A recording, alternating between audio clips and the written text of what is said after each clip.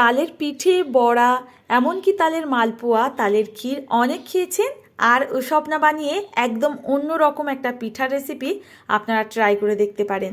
আশা করছি তাল দিয়ে বানানো এই রেসিপিটা আপনাদের কাছেও ভীষণ ভালো লাগবে। নমস্কার বন্ধুরা, আমার নতুন একটা রেসিপি দেখার জন্য আবারও সবাইকে স্বাগত জানিয়ে শুরু করছি আমার আজকের রেসিপি শুরু করার আগে ছোট্ট একটা অনুরোধ রইল, আপনাদের যদি রেসিপি দেখে ভালো লাগে অবশ্যই একটা লাইক করবেন, কমেন্ট করে জানাতে পারেন কেমন লাগলো, আর ফ্রেন্ড ও ফ্যামিলির কাছে রেসিপিটি শেয়ার করে দিতে পারেন। তাহলে চলুন বন্ধুরা, শুরু করা যাক আজকের রেসিপি। আজকের এই তালের পিঠা তৈরির জন্য প্রথমেই মেন উপকরণ লাগছে আমাদের তালের মাড়। এখানে আমি তালের মাড়টাকে কিন্তু আগের থেকেই আমি বের করে নিয়েছিলাম। এখানে একটা বাটি মাপ করে ঘন তালের মাড় দিয়ে দিলাম। এখানে যদি জলের পরিমাণটা তালের পালের মধ্যে বা মাড়ের মধ্যে বেশি থাকে সেটা কিন্তু বুঝে এখানে ব্যবহার করতে হবে।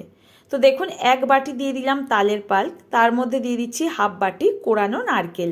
এবার দিয়ে দেবো এর মধ্যে এক বাটি লিকুইড দুধ। এবার স্বাদ মতো লবণ অ্যাড করব। ব্যাস, এই চারটে উপকরণ এখন 2 থেকে 3 মিনিট সময় নিয়ে একটু ভালো করে ফুটিয়ে নেব।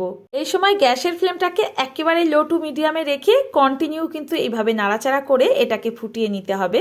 তালের পাল্প যেহেতু ভীষণ ঘন হয়, তলায় লেগে যাওয়ার সম্ভাবনা থাকে।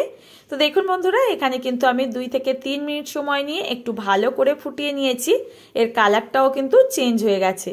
এখন এই পর্যায়ে আমি হাফ বাটি মাপ করে নিয়েছি দেখুন সুজি, আর এই একই বাটি মাপ করেই কিন্তু আমি এখানে সুজিটা দিয়ে দিলাম।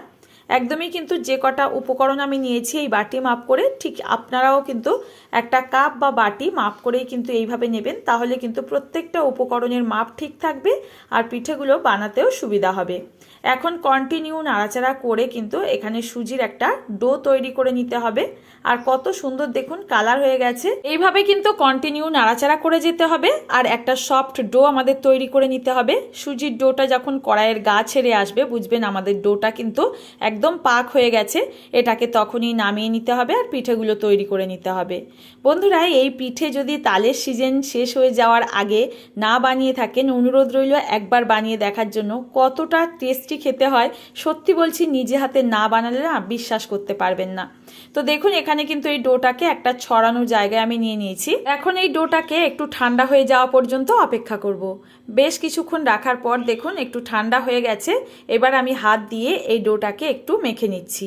এতে মেখে নিলে সুজির যে দানা দানা অংশগুলো একদম স্মুথ হয়ে যাবে, কোনো রকম কিন্তু পিঠের মধ্যে সুজি দিয়ে যে করেছে এই পিঠেটা বোঝাই যাবে না। তো দেখুন মেখে নেওয়ার পর এরকম সফট একটা ডো আমাদের তৈরি হয়ে গেছে। এখন পিঠাগুলো তৈরি করে নেব। পিঠাগুলো তৈরি করা খুবই সহজ। এখানে ছোট্ট ছোট্ট করে একটু করে এই ডো নিয়ে নিতে হবে আর হাতে ঘুরিয়ে দেখুন প্রথমে গোল করে নেব, তারপর লম্বা শেপ দিয়ে চুষি পিঠার মতো তৈরি করে নেব। এখানে চুষি পিঠা এর থেকে সরু আর একটু ছোট্ট হয়। এখানে কিন্তু এই পিঠাগুলো একটু বড় করে তৈরি করতে হবে, তাহলে খেতে ভালো লাগবে আর দেখতেও ভীষণ ভালো হয়। আর এই কাজটা করা কিন্তু ভীষণই সহজ, যে কেউ অনায়াসে একবার দেখাতেই বানিয়ে নিতে পারবেন। তো দেখুন একদমই একই মাপে কিন্তু আমি সমস্ত পিঠাগুলো তৈরি করে নিচ্ছি। এই পিঠাগুলো বানাতে কিন্তু খুব একটা বেশি টাইম লাগবে না। তো দেখুন বন্ধুরা, সমস্ত পিঠাগুলো আমার এখানে তৈরি করে নেওয়া হয়ে গেছে।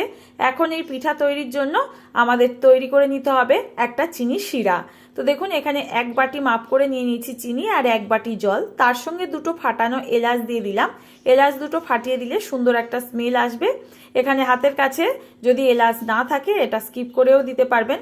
তো দেখুন এইবার এটাকে 3 থেকে 4 মিনিট সময় নিয়ে একটুখানি ফুটিয়ে নিলেই এইরকম একটা ঘনত্বের, মানে পাতলা ঘনত্বের একটা শিরা রেডি হয়ে যাবে এই পিঠাগুলোর জন্য। এখন এটাকে সাইডে গরম অবস্থায় রেখে দিচ্ছি। এই পিঠাগুলোকে এখন ভেজে নেব, তার জন্য বেশ কিছুটা রিফাইন্ড অয়েল গরম করে নিয়েছি। আর খুব ভালো করে কিন্তু হাই ফ্লেমে তেলটাকে গরম করে তারপর কিন্তু এখানে পিঠাগুলো ছাড়তে হবে। আর তখনই কিন্তু গ্যাসের ফ্লেমটা একদম লোতে করে দিয়ে পিঠাগুলোকে 1 থেকে 1.5 মিনিট সময় লাগবে ভাজতে। এগুলোকে ঝটপট করে ভেজে নামিয়ে নেবেন তেল ঝরিয়ে। আর এটা কিন্তু দেওয়ার সাথে সাথে উল্টাতে যাবেন না, ওই 30 থেকে 40 সেকেন্ড পর একটু নাড়াচাড়া করে উল্টে পাল্টে নেবেন, দেখবেন সুন্দর কিন্তু এই পিঠাগুলো তৈরি হয়ে যাচ্ছে। এখন তেল ঝরিয়ে এই পিঠাগুলোকে দেখুন বন্ধুরা উঠিয়ে নিচ্ছি। আর এর থেকে বেশি লালচে করলে কিন্তু পিঠাগুলো খেতে ভালো লাগবে না। একইভাবে আমি এখানে সমস্ত পিঠাগুলোকে ভেজে নেব। এই পিঠাগুলো ভাজার সময় শুধু খেয়াল রাখবেন গ্যাসের ফ্লেমটা যেন একদম লোতে থাকে আর তেলটা যেন খুব হাই হিটে গরম থাকে, না হলে কিন্তু এই পিঠাগুলো কড়াই দেওয়ার সাথে সাথেই একদম ভেঙে যাবে। যেহেতু সুজি দিয়ে তৈরি আর তার সঙ্গে তাল আছে, তো ভীষণ নরম থাকে, একদমই কিন্তু নষ্ট হয়ে যেতে পারে পিঠাগুলো। তো দেখুন বন্ধুরা, পিঠাগুলো ভেজে নেওয়ার সাথে সাথেই কিন্তু এই গরম শিরার মধ্যে দিয়ে দিতে হবে, আর মিনিট 10 মধ্যেই কিন্তু পিঠাগুলো সুন্দরভাবে এখানে রসটা টেনে নেবে। এখানে কিন্তু খুব বেশি টাইম রাখতে যাবেন না, তাহলে কিন্তু পিঠাগুলো একদমই নরম হয়ে গিয়ে ভেঙে যাবে। এখানে কিন্তু আমি এগুলোকে তুলে সার্ভ করে দিয়েছি, আর কতটা লোভনীয় দেখুন, ভেতর থেকে একেবারেই রসালো, আর খেতে যে কতটা টেস্টি হয় সত্যি বলছি, মুখে দেওয়া মাত্র একদম মিলিয়ে যাবে। আপনারা অবশ্যই তালের সিজন শেষ হয়ে যাওয়ার আগে একবার বানিয়ে ফেলুন এই রেসিপি। আপনাদের কাছে কেমন লাগলো জানাতে কিন্তু একদম ভুলবেন না। আজ তাহলে বন্ধুরা এখানে বিদায় নেব, দেখা হবে আবারও নতুন কোনো রেসিপির সঙ্গে। ততক্ষণ সবাই ভালো থাকবেন, সুস্থ থাকবেন, ধন্যবাদ।